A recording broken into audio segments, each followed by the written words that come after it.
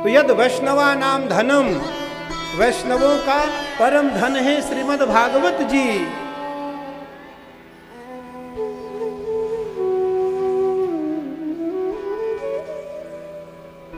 और अस्मिन पारमहंस्यमेव ममलम, परमहंस सुखदेव जी ने श्रीमद् भागवत को स्पर्श ही नहीं किया है, श्रीमद् भागवत जी को केवल छुआ ही नहीं है, श्रीमद् भागवत जी का आलिंगन ही नहीं किया है, श्रीमद् भागवत जी में सुखदेव जी ने रमण किया है, सुखदेव जी ने इसमें दौड़ लगाया है,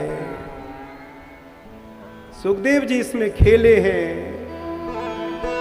खेलने का अर्थ है कि सुखदेव जी ने श्रीमद् भागवत का अंगीकार किया है, श्रीमद् भागवत को स्वीकार किया है। श्रीमद् भागवतम पुराण तिलकम यद वैष्णवानाम धनम अस्मिन् पारमहंस्यमेव ममलम ज्ञानम परम गीयते। सुखदेव जी ने कहा ये ज्ञानियों के लिए तो ज्ञान मार्गीय है, भक्तों के लिए भक्ति मार्ग है, श्रद्धावान के लिए ये विश्वास का केंद्र है, और जो उत्तिप्त प्राणी है, जिनका मन अतृप्त है, उसकी तृप्ति का मूल केंद्र भी है। मानो समाज को क्रांति, देश को क्रांति, समाज को शांति और सामान्य से सामान्य व्यक्ति को व्यक्तित्व की ऊर्जा प्रदान करने में श्रीमद् भागवत जी की अहम भूमिका है। तो जब देश को क्रांति की आवश्यकता चाहिए तो श्रीमद् भागवत जी में रमण करो, श्रीमद् भागवत जी में स्नान करो, श्रीमद् भागवत जी में गोता लगाओ।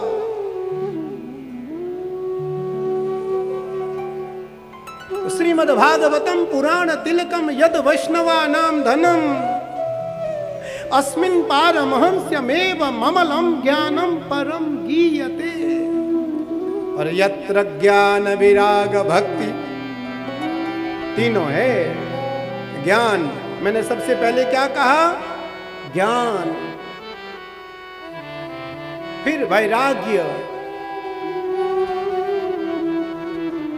श्रीमद् भागवत का वक्ता कैसे हो? वक्ता कार्योति निष्प्रियः। मैं तो आयोजकों को बधाई दूंगा,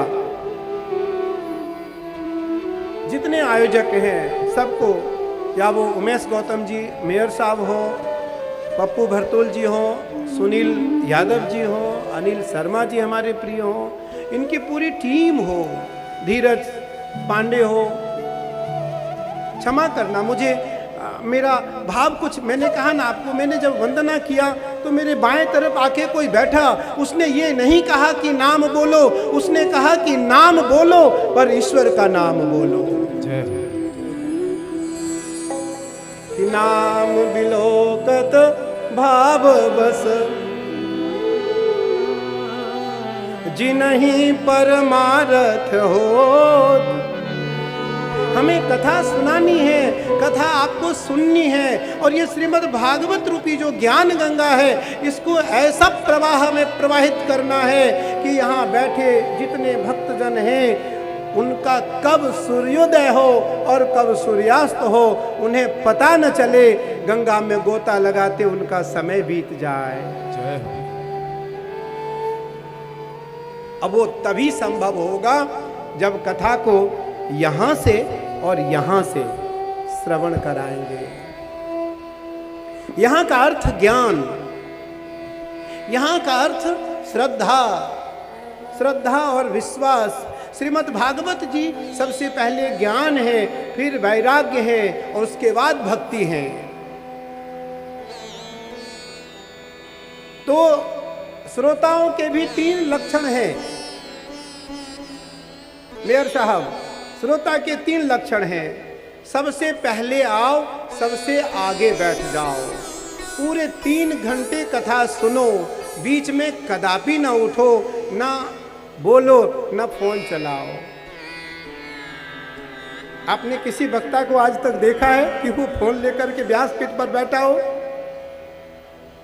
अगर वो वक्ता व्यासपीठ पर फोन लेकर के बैठता है तो कदापि नहीं बोल सकता है, वो फोन ही बोलेगा, वक्ता को मौन रहना पड़ेगा। तो सबसे पहले आओ, सबसे आगे बैठो, 3 घंटे कथा का श्रवण करो, उसमें से जो अमृत निकले उसका रसास्वादन करो, उसको मथो। समुद्र मथा गया तो 14 रत्न निकले। माँ यशोदा दधी मंथन करती थी तो उससे मक्खन निकलता है। सबको पता है कि दूध में घी और मक्खन लिप्त है, लेकिन बिना मथे प्राप्त होने वाला नहीं है। तो इसलिए सबसे आगे उत्तम श्रोता, सबसे पहले आना, सबसे आगे बैठना और सबसे बाद में उठना। मध्यम श्रोता बीच में आए, आगे बैठने का प्रयास करें और जब मर्जी आए उठ के चले जाएं। मध्यम श्रोता।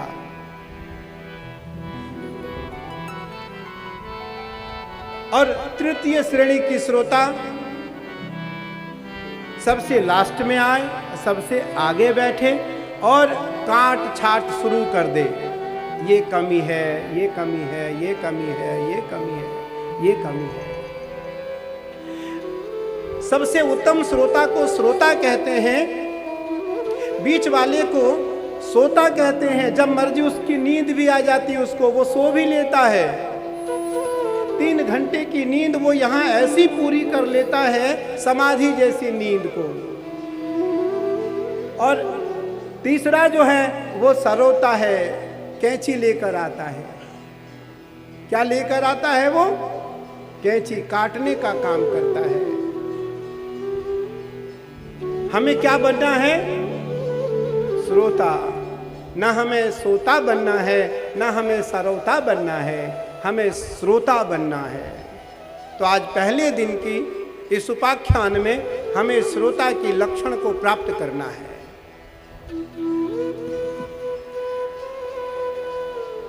श्रीमद् भागवत जी का जब निमंत्रण जाता है आचार्य जी, तो श्रीमद् भागवत जी के महात्म्य में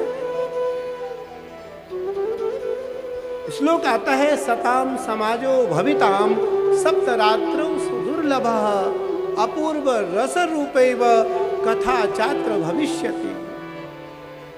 जब पत्र लिखते हैं, निमंत्रण पत्र छपता है, तो उस पत्र में लिखा जाता है कि हमारे इस नाथ नगरी बरेली की त्रिवटी नाथ पावन प्रांगण में स्वामी कैलासानंद गिरी जी महाराज के द्वारा श्रीमद् भागवत कथा का वाचन हो रहा है, जो 7 दिन तक अनवरत चलने वाला है। आप सभी सपरिवार आए, कथा को श्रवण करें, कथा को सुने और अपने जीवन को धन्य करें। और ये संतों का समागम है,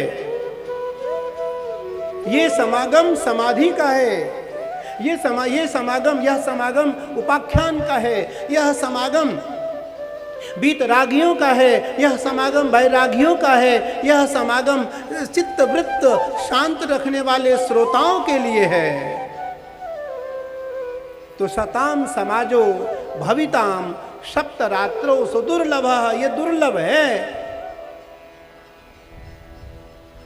सताम समाजो भविताम सप्तरात्रो सुदुर्लभ अपूर्व, इसका वर्णन शब्दों से कर पाना संभव नहीं है। और ये रस रूपैव, रस रूपैव, ये रस से युक्त है, रस से युक्त है, ये रस से मुक्त नहीं है। रस युक्त है।